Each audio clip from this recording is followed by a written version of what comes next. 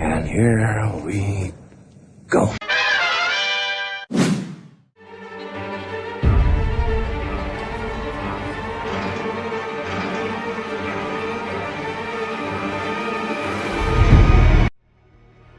What is going on, everybody? My name is Mike from the Super Wheeler Bros, and welcome to another review for Season 7 of The Walking Dead, and this time we are tackling the penultimate episode of the season, episode number 15, entitled Something They Need. Guys, this week's episode was pretty entertaining, and the main reason is Negan. Jeffrey Dean Morgan as Negan was hilarious. I mean, you came away from that episode with at least 2 good one-liners from Negan that, you know, you can use in your everyday life. Like, beach ball-sized lady nuts and rapey Davy. So, you know, if you know anybody named Dave who's, you know, a bit weird, you just call him rapey Davy, you know? So, sorry. I don't know why I think I'm funny. I'm sorry. The main course of this episode was Rick and the group being told by Tara about Oceanside and them going to get their guns. Okay? So, that played out somewhat entertainingly, I guess. The acting was solid. It was nice to return to see some of those characters that, you know, finally made that just piss poor episode worth something, right? So, yeah. I enjoyed Alana Masterson in this episode. I thought that she had a really good arc. You know, plus flipping the bird to a 9-year-old. I mean, who doesn't want to do that? Right? That portion of the episode was a little bit kind of pointless, almost. Besides, I guess I can't say it's pointless. It just wasn't that entertaining. And I'm glad that they didn't linger on it. I'm glad that we had, you know, 3 big stories that we were kind of trying to tell. Because the other 2 portions of the episode were definitely more interesting than what we got with our main group. And I'm definitely happier with the way that the Hilltop story unfolded and with the way that the Sanctuary story unfolded. And I guess it's just because there was a lot going on. Now, the practical effects were good. I enjoyed, you know, the bombs going off and just making sure that there wasn't really any gunfire. There was decent character interaction. Like I said, Alana Masterson as Tara was really good in this episode. It was cool to see characters like Eric and Tobin actually get to do something. It was cool that, you know, they're on a united front. Jesus, Daryl, Rick, Michonne, who is still really shaky with that sniper rifle, for God's sake. Carl, even Enid. I think they're all great actors. I want to see them continue on the show. So Father Gabriel was there as well. I thought they all did really well in the scene. It just wasn't all that interestingly shot. The explosions were good for being practical, but they didn't really make it too exciting. You know, I didn't really think that there was a lot of tension in that scene. There was so much more tension in a couple of other scenes, and just humor, actually, even amongst the kind of the tense moments. The story at the Hilltop with Maggie and Gregory was pretty good. You know, she's trying to get this bush out of the ground so that they can grow this plant because it can last them, you know, 40 years. So irrigating that would be nice, right? So she goes out of the wall, you know, the pregnant woman, right? And Gregory, the chivalrous son of a bitch that he is, he's like, I'm going to make sure that you stay okay, Maggie.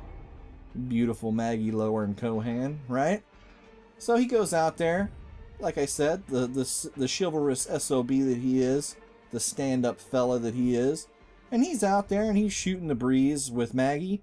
And the man even pulls his knife out and he's like, I might just end this all because I don't want to be supplanted as the leader. But what's great about Gregory's character, in all seriousness, is that we know that he's not really a bad guy. He doesn't want to be supplanted as leader. And Maggie is just taking that shit. She's just taking it from him little by little, not by force, just by the fact that she gets it done. She gets stuff done. And Gregory's just up there in his little library-filled mansion, drinking booze and just hanging out, not doing a damn thing, which by the end of the episode was perfect what they did with him. It was so good.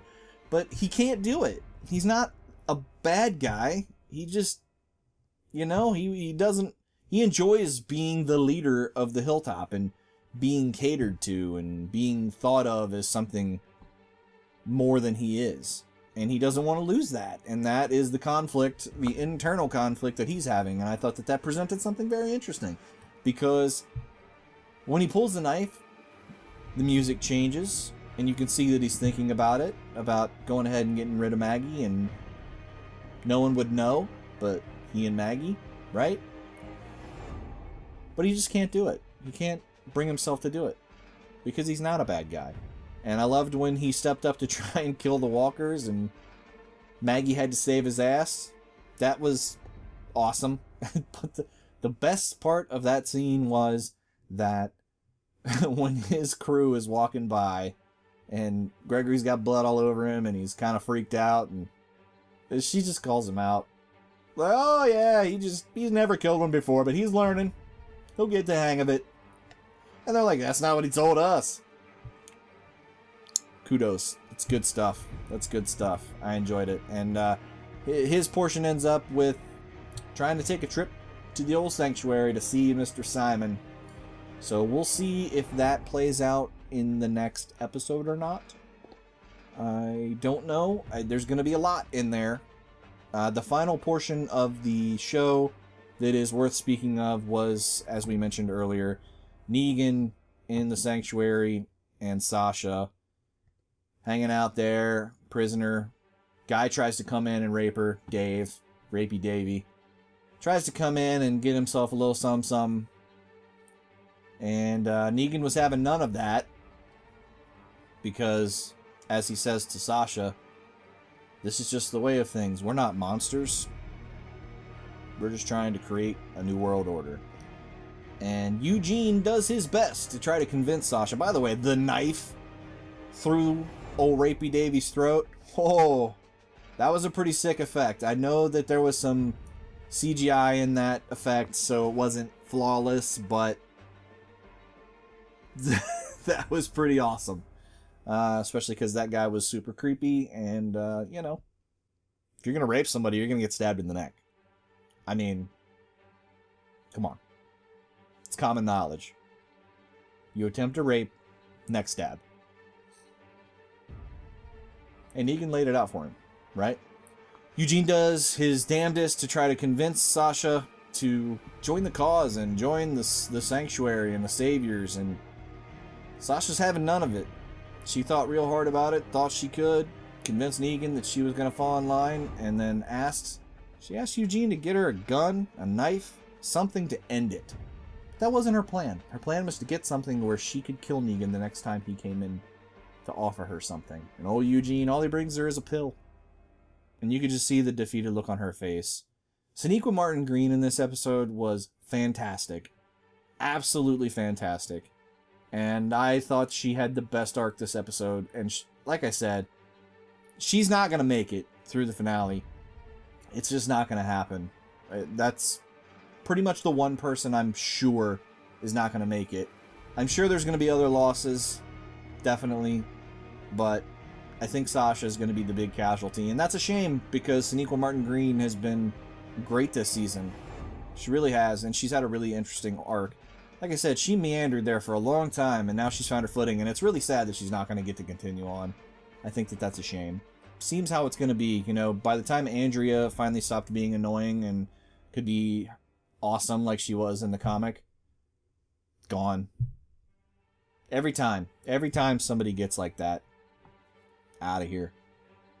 Noah, by the time he started being awesome, gone. It's just what they do. They just torture us. Then we have to deal with shit characters and shit stories. At least it seemed. I'm nitpicking, I know. There was a huge wasted opportunity, though, and that is to not show the storming of the sanctuary that Sasha did. I thought that should have been the opening scene, not her holed up in a cellar. That should have been the scene after the opening credits. But hey man, the budget's tiny, I guess. Only the highest rated show on TV, or well, I mean, they get one of the biggest ratings. I can't say it's the highest rated show on TV. Reviews this year have been bad. And I support that, because the show's been pretty bad for at least half of the season. It's been pretty bad. You know, there's been some good episodes. You know, this was a good episode, but it wasn't perfect.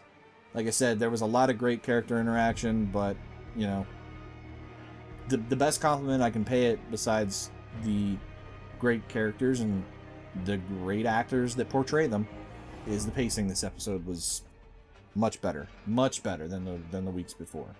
So, in the end, I definitely enjoyed this week's episode. I thought there were some missed opportunities. Like I said, they should have definitely shown the raid on the sanctuary that Sasha attempted, and how she got caught, and what happened.